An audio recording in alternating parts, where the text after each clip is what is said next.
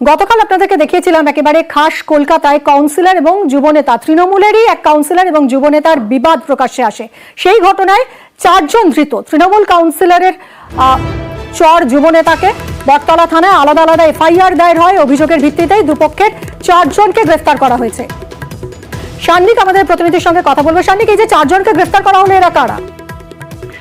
দেখো, এখনো পর্যন্ত পুলিশ সূত্রে যেটা খবর, মোট 4 জন, দুপক্ষ থেকে দুজন করে, অর্থাৎ একদিকে কাউন্সিলরের অনুগামী 2 জন যাদের বিরুদ্ধে অভিযোগ ছিল, এবং পাশাপাশি কেদার দাস যার বিরুদ্ধে কাউন্সিলর অভিযোগ করছিলেন, তাদের তরফেও 2 জনকে কিন্তু গ্রেফতার করা হয়েছে। গতকাল আমরা দেখেছিলাম কাউন্সিলরের একটি ভিডিও সামনে আসে যেখানে দেখা যায় কেদার দাসকে মারতে যাচ্ছেন কার্যত কাউন্সিলর। সেই ঘটনার পরে যথেষ্ট উত্তেজনা ছড়ায় এবং সেই ঘটনাকে কেন্দ্র করেই কার্যত দুপক্ষের তরফে লিখিত অভিযোগ দায়ের করা হয়। কাউন্সিলরের তরফে ডিসি নর্থের কাছে এবং কেদার দাস তিনি বটতলা থানায় গিয়ে অভিযোগ দায়ের করেন। 2টি অভিযোগের ভিত্তিতেই বটতলা থানা 2টি পৃথক এফআইআর করে তদন্ত শুরু করে এবং এই ঘটনাতেই দুজন মোট 4 জনকে 2টি মামলায় গ্রেফতার করা হয়েছে বটতলা থানার তরফে। ইতিমধ্যেই 4 জনকেই পাঠানো হয়েছে ব্যাংশাল আদালতে এবং সেখানে আদালতের তরফে ঠিক কি নির্দেশ আসে তার উপর নির্ভর করছে পরবর্তীতে তদন্ত করে ঠিক কি এই ঘটনা থেকে পুলিশ পায় সেই গোটা বিষয়টা। তিনি ধন্যবাদ সান্নিক। আর বটতলা থানারই আরো একটা খবর দেখুন, মদ্যপদের হাতে আক্রান্ত কনস্টেবল। মদের বোতল নিয়ে মাথায় আঘাত করা হলো কনস্টেবলের। প্যাট্রোলিং এর সময় হামলার অভিযোগ। বিশ্বজিৎ সাহা আমাদের প্রতিনিধি রয়েছেন, আর বিস্তারিত জানাবেন। বিশ্বজিৎ, কি ঘটেছে? একদম সোনাগাছি আবার সংবাদ শিরোনামে, বটতলা থানার সোনাগাছিতে আজ যখন মোটর সাইকেল নিয়ে পেট্রোলিং করছিলেন 2 কনস্টেবল উদয় বর্মন এবং দেবাশিস মণ্ডল, এই 2 জন যখন পেট্রোলিং করছিলেন সেখানে ডিসি মিত্র স্ট্রিটে তাদের কাছে খবর আসে একজন মদ্যপ ব্যক্তি খুব উচ্ছৃঙ্খল আচরণ করছেন। দেবাশিস মণ্ডল নামে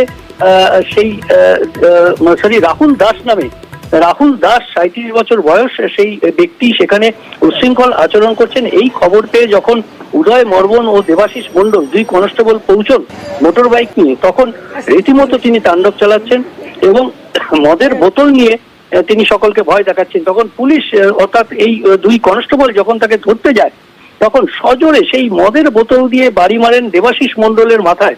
তার বাঁ কানের ওপরের অংশ কেটে গেছে, সেখানে রক্তারক্তি কাণ্ড ঘটে যায়। তাকে আরজিকর মেডিকেল হাসপাতালে নিয়ে যাওয়া হয় চিকিৎসার জন্য। এখন তিনি সুস্থ আছেন, স্টিচ পড়েছে, ব্যান্ডেজ হয়েছে। তবে এই যে ব্যক্তি রাহুল দাস, তাকে গ্রেপ্তার করেছে বটতলা থানার পুলিশ। মিমি, একদমই বিশ্বজিৎ, অনেক ধন্যবাদ। মদ্যপদের হাতে এবার আক্রান্ত হলেন কনস্টেবল। রীতিমতো মদের বোতল নিয়ে মাথায় আঘাত করা হলো কনস্টেবলের। প্যাট্রোলিং এর সময় এই হামলা হয় বলে অভিযোগ। আক্রান্ত বটতলা থানার কনস্টেবল দেবাশিস মণ্ডল আরজিকরে ভর্তি রয়েছেন তিনি। 1 জনকে গ্রেফতার করেছে পুলিশ, আটক 8।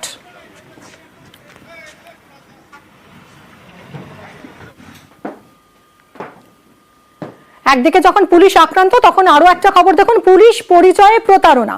পুলিশের ঊর্ধ্বে পড়ে হুমকি তোলাবাজি চলছিল। পুলিশের পরিচয় দিয়ে মহিলাকে বিয়ের প্রতিশ্রুতির অভিযোগ, মহিলার শ্লীলতাহানি, টাকা লুটের অভিযোগ। মালদার ঘটনা, মালদার আড়াইডাঙ্গার লোকরা গ্রামের ঘটনা।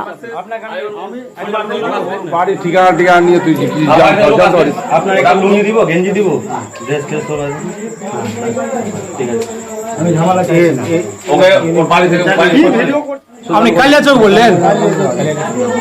কালিয়া চোখ শুনতাম না।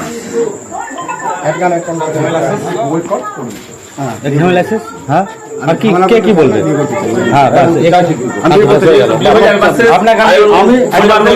বাড়ির ঠিকানা নিয়ে তুই কথা বলবো আমাদের প্রতিনিধি সেবকের সঙ্গে। সেবক, এই ব্যক্তি যে আদৌ পুলিশ নয়, ভুয়ো পুলিশ, সেটা বোঝা গেল কিভাবে? দেখুন, মাঝে মধ্যে এই ব্যক্তি আসা যাওয়া করছিলেন, কিন্তু ভুয়ো পরিচয় দিচ্ছিলেন। পুলিশের পোশাক পরিচ্ছদ দেখেও বোঝার উপায় ছিল না। কিন্তু এই যে যুবতী যিনি অভিযোগকারী, তার সন্দেহ হয়, কারণ বারবারই টাকার দাবি করছিলেন এবং তার যে কথাবার্তা, যেভাবে 200 টাকা নেওয়ার চেষ্টা করছিলেন এবং ইতিমধ্যে কয়েক লক্ষ টাকা এই পরিবারের কাছে হাতেও নেন, তাকে কিন্তু তিনি সন্দেহ করেন যে যেভাবে পুলিশ পরিচয় দেওয়া হচ্ছে, কিন্তু বারবার টাকার দাবি করছেন এবং অল্প সময়ের মধ্যেই টাকার দরকার বলছেন। আবার যখন স্থায়ী সম্পর্কের কথা বলছেন তখনই বেঁচে বসছেন। এই ভুয়ো পুলিশ অফিসার বা প্রতারক। তারপরে কিন্তু তিনি সন্দেহ প্রকাশ করেন। এরপর পাড়া প্রতিবেশীরা যখন এই ভুয়ো পুলিশ অফিসারকে কালকে রাতে ধরে ফেলেন, তখনও তিনি ইউনিফর্মে ছিলেন। তখন জিজ্ঞাসাবাদে কিন্তু তার কথাবার্তায় কিছু অসঙ্গতি সন্দেহ হয় স্থানীয়দের। তারপরে তারা পুলিশকে খবর দেন। এই ব্যক্তি কিন্তু তখন হম্বিতম্বি করে এলাকা ছাড়ার চেষ্টা করেন, কিন্তু পুলিশ যখন আসে তারপর পুলিশ তাকে নিয়ে যায়। পুলিশের জেরাতেও যেটা জানা যাচ্ছে, প্রাথমিকভাবে নিজেকে পুলিশ বলে একটা পরিচয় দেওয়ার চেষ্টা করেছিলেন, কিন্তু এক সময় জিজ্ঞাসাবাদে ভেঙে পড়েন। তারপর স্বীকার করেন যে তিনি পুলিশ নয়। আনোয়ারুল হক নামে এই ব্যক্তি হরিশ্চন্দ্রপুরের বাসিন্দা, এমনটাই জানা যাচ্ছে। কিছুক্ষণ আগে তাকে মালদায় চাঁচল মহকুমা আদালতে তোলা হয়েছে এবং পুলিশ যেটা জানাচ্ছে, কতদিন ধরে এই ব্যক্তি এই ঘটনা ঘটাচ্ছে, কোথা থেকে পোশাক পেল, কোনো অস্ত্র ব্যবহার করতো কিনা, নানা রকম আনুষঙ্গিক প্রশ্নের উত্তর খুঁজছে পুলিশ। আর এই কারণেই তাকে হেফাজতে নিয়ে জিজ্ঞাসাবাদ করা হবে। বেশ, ধন্যবাদ সেবা। উনি বলছেন আমি একটা পুলিশ, সমাজের সম্পর্ক। আপনার সাথে? হ্যাঁ, তো আমার সঙ্গে কুরবানির পরের দিন সন্ধ্যাবেলা বাড়িতে মানে বাবারা মেলা গেছিল, দিয়ে এসে মানে খারাপ ব্যবহার করা হয়েছে ভয় দেখে কথা বলতে বলতে। আর প্লাস অনেক 1.5 লাখ টাকা নেওয়া হয়েছে, আর ব্ল্যাকমেল করা হয়েছে, চাকু পিস্তল বন্দুক দিয়ে সব কিছু দিয়ে মানে ব্ল্যাকমেল করা হচ্ছে।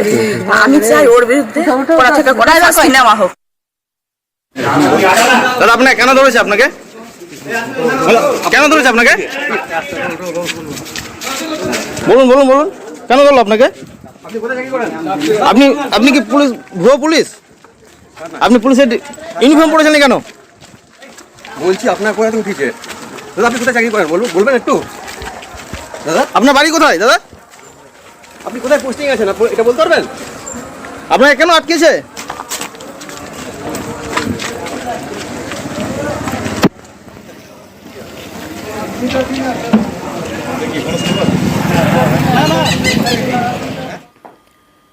আর এবার দেখুন, বাবাকে পিটিয়েও কতটা বেপরোয়া ছেলে প্রতিবাদ করায় একজন ব্যবসায়ীকে রীতিমতো ছুরি চালিয়ে দিল। পানিহাটিতে ঘটেছে এই ঘটনা। এলাকায় চাঞ্চল্য ছড়িয়েছে। ঠিক কি ঘটেছে এই বিষয়টা জানবো সুবীর আমাদের প্রতিনিধির কাছ থেকে। সুবীর, দেখো, পানিহাটি আজাদিন নগর এলাকা, সেই এলাকাতে গত 2 বছর আগে এলাকারই এক যুবক, তার নাম হচ্ছে সন্তু দাস, যার ডাকনাম কাউয়া, সে তার বাবাকে নেশাবান করে এসে তার বাবার উপরে মারধর করতো, অত্যাচার করতো। এবং সেটা দেখার পরে তার প্রতিবেশী যে রয়েছেন ব্যবসায়ী রিতেশ দাস, তিনি কিন্তু প্রতিবাদ করেন। এবং সেই প্রতিবাদ করার পর কিন্তু 2 বছর থেকে কিন্তু তার প্রতি, সেই ব্যবসার প্রতি সেই যুবকের কিন্তু একটা ক্ষোভ ছিল। এবং সেটাই কিন্তু গতকাল রাত্রিবেলা যখন ব্যবসায়ী রিতেশ দাস তার দোকানে বসেছিলেন, তখন এই যুবক অর্থাৎ সন্তু দাস সে ধারালো ছুরি নিয়ে গিয়ে কিন্তু প্রথমে তার গলা লক্ষ্য করে কোপাতে যায়। সে যখন সরে যায় তখন সেই ধারালো অস্ত্রের কোপ তার কানে লাগে। তারপর সে খবর পেয়ে এলাকার মানুষজন ছোটাছুটি করে ঘটনাস্থলে আসে, এসে কিন্তু তাকে হাতে নাতে ধরে ফেলে। এবং তারপর খবর দেওয়া হয় গোলা থানার পুলিশকে। গোলা থানার পুলিশ ঘটনাস্থলে আসলে তাকে কিন্তু পুলিশের হাতে তুলে দেওয়া হয় এবং পুলিশ তাকে এই মুহূর্তে গ্রেফতার করেছে এবং আজ থেকে ব্যারাকপুর আদালতে পাঠিয়েছে। এবং ব্যবসায়ী এখন কেমন আছেন সুবীর? দেখো, আক্রান্ত ব্যবসায়ী এই মুহূর্তে হাসপাতাল থেকে বাড়িতে চিকিৎসা করিয়ে বাড়িতে এই মুহূর্তে রয়েছেন। এবং এখনো কিন্তু ব্যবসায়ী এবং তার পরিবারের মধ্যে আতঙ্ক রয়েছে যে সে জেল থেকে ছাড়া পাওয়ার পরে আবার যদি এই ধরনের ঘটনা ঘটায়, এবং সেই নিয়ে কিন্তু যথেষ্ট আতঙ্কিত ব্যবসায়ী এবং তার স্ত্রী। ধন্যবাদ সুবীর। ও কি করেছে, দোকানে ঢুকে হাতের মধ্যে একটা চাকু ছিল, মুখ করে যখন দোকানে ঢুকেছে আর পেছন দিয়ে বুঝতে পেরেছি হাতের কিছু একটা আছে। ও ঢুকে গিয়ে ফট করে চাকুটা, আমার হাতে মোবাইলটা দেখছিলাম আমি, ও চাকুটা চালিয়ে আমার গলার দিকে, হ্যাঁ গলার দিকে, হ্যাঁ গলার দিকে চলে গেছে। আমার হাতটা যখন দিল, ওর হাতটা আমার হাতটা জোরে লেগেছে আর কি। লাগার পরে ওই চাকুটা তখন আর লাগেনি। তারপরে পরে দ্বিতীয়বার যখন চালিয়েছে তখন ওর ঘুষিটা আর চাকুটা আমার এইখানটা লেগেছে। আপনি কি আতঙ্কিত ঘটনার পর? হ্যাঁ, পুরোটাই জানি। বাবাকে পিটায়, বাবাকে মেরে পাটা ভেঙে দিয়েছিল, সেই প্রতিবাদ করেছিল আমার হাতে। একটা চড় মেরেছিল, সেই জন্য ওর এত বড় রাগ আমার হাতে। অনেক বছর, হ্যাঁ 2 বছর হয়ে গেছে। আতঙ্কিত এখন? এখনো আমরা খুবই আতঙ্কিত, কারণ আমার ফ্যামিলি আছে, আমার বাচ্চা আছে।